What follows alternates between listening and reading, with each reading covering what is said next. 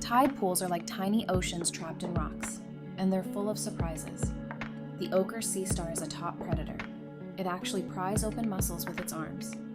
Anemones look like flowers, but they use sticky, stinging tentacles to catch food. Hermit crabs don't grow their own shells.